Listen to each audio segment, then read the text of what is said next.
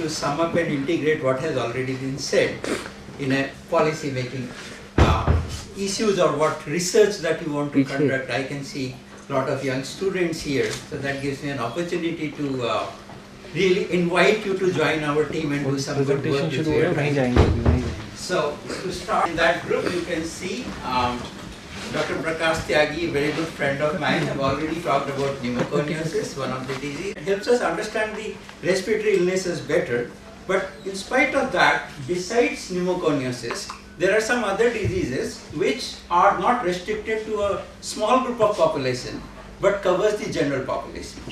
And the most significant and the disease that is occurring in the largest number of people globally is what we know as emphysema and bronchitis in medical terms, and commonly it is grouped as chronic obstructive lung diseases. We won't go into the technical detail of that. The second one is bronchial asthma, which is an allergic response. The immune system of the body or the respiratory system responds to the foreign bodies which are not helpful or which are not friends of the body. And that allergic response results into bronchial asthma and allergic rhinitis. They belong to the similar group. Sarcoidosis is again an immunological disease, but environment plays a significant role in exacerbation or causing more severe symptoms of the disease. And lung cancer is in red because all cancers are alarming, so they're red. But lung cancer etiology and understanding is not very clear. At the outset, one more important issue you must remember when you are doing this research is that no matter how much we talk about the interaction between the environment and the human body in causation of the disease, a third factor which has recently started emerging is genetic makeup of the body. Gene-environment interaction is a very serious issue. Why? Because Dr. Prakash will agree that out of the 100 persons who joined the silica mines and worked there for 40 years, it is not that all 100 developed silicosis. Some of them did and some of them did not. If they are exposed to the same environment, why not everybody got the disease? And that's where probably the answer lies in the genetic makeup, that because of the gene configuration of the body, some people are more susceptible to getting that disease. And that happens in case of emphysema and bronchitis also, that every smoker does not develop lung cancer, every smoker does not die of emphysema and bronchitis. So between the environmental exposure and the human body, this third crucial factor, the genetic factor, so our studies should now include gene-environment interaction in causation of a disease. Having said that, I'll quickly move through this fact, the mechanism, how the disease happens, because here the environmental scientists, doctors, sociologists, anthropologists, everybody's role come into picture. And I cannot be more in agreement with Dr. Arvind when he said in the morning that we need to work together. The IIT scientists cannot work in isolation without taking help of the doctor. The doctor cannot understand the entire disease without knowing the human behavior related to it. So the sociologist and the anthropologist do play a role in making the disease understand. So it's a question of a teamwork, and we should now think of making multi-sectoral teams to address the various research questions that I'm going to put at the end. So here you see that from the environment, whether it is cigarette smoke or is it the biomass fuel which women use at home in rural areas particularly, or it is the motor vehicle emission and the dust that arises while in the mining work, or the burning of the crop residue, which is also being questioned nowadays, altogether what do they do? This entire dust goes into our respiratory system.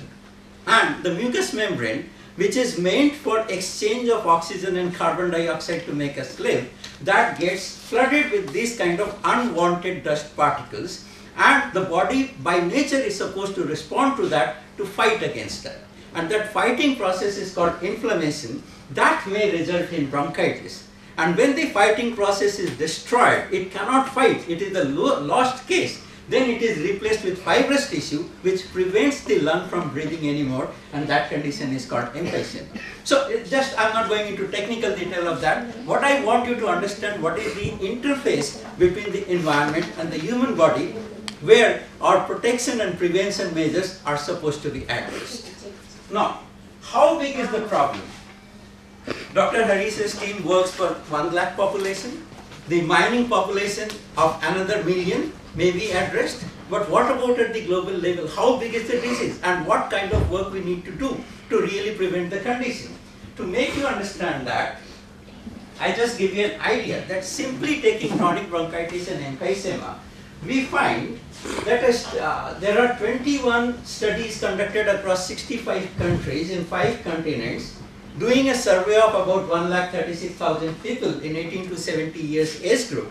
We find that this disease varies from 2.6% in South Africa to 19.7% in Uruguay, 26.1% in Salvador. By meaning, I only want to say that the understanding that how big the disease is a problem in terms of a public health issue must be addressed at the local level, not at the global level, or even within our country. The Northern Indian scenario, maybe South Indian scenario.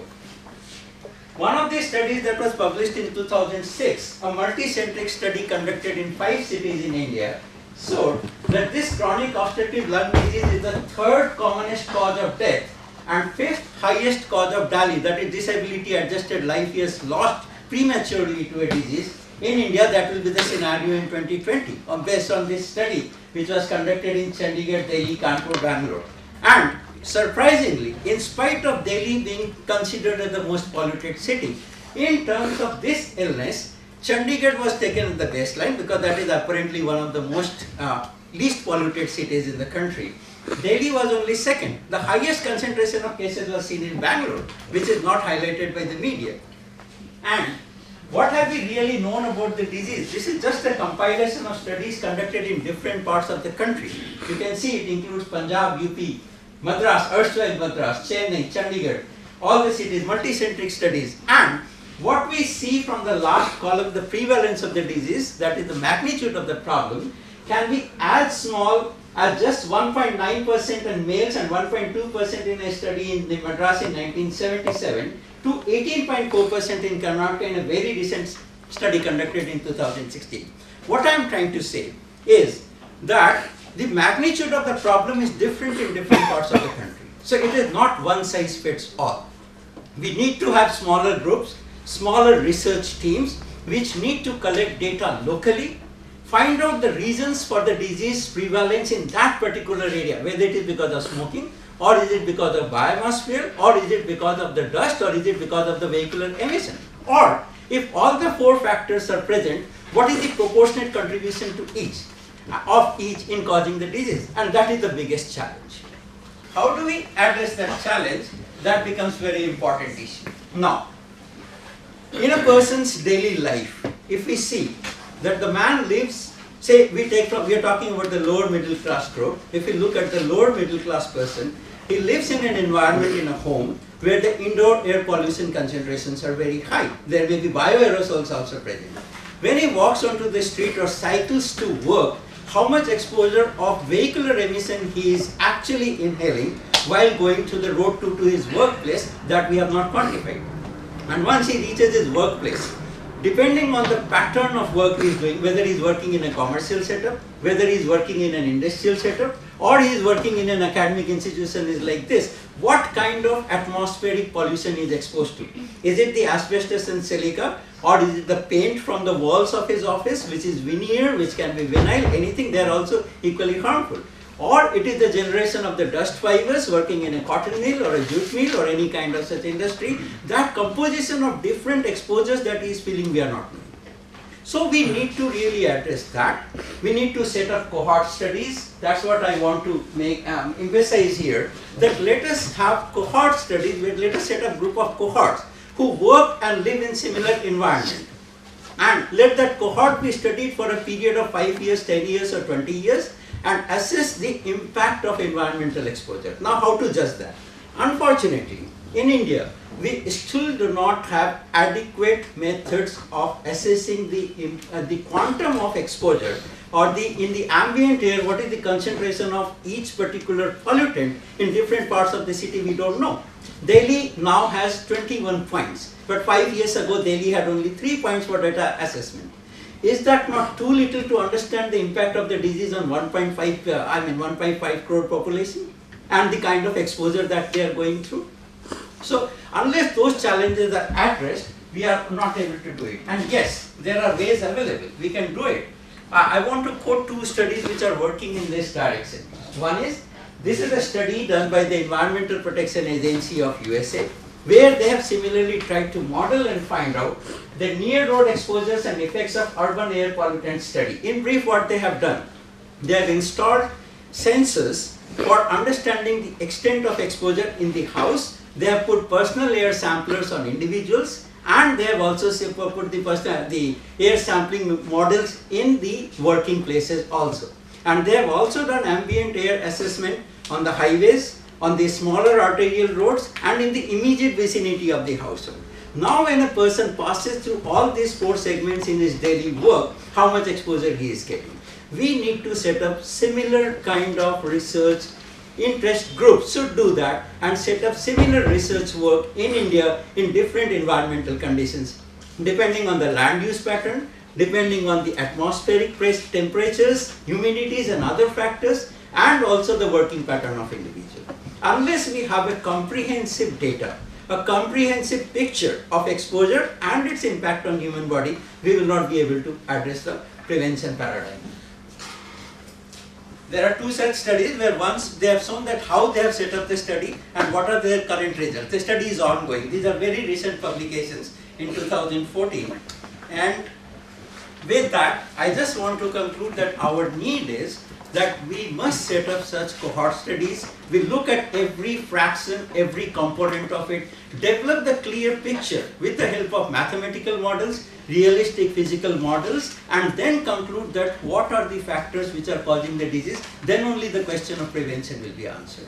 Thank you.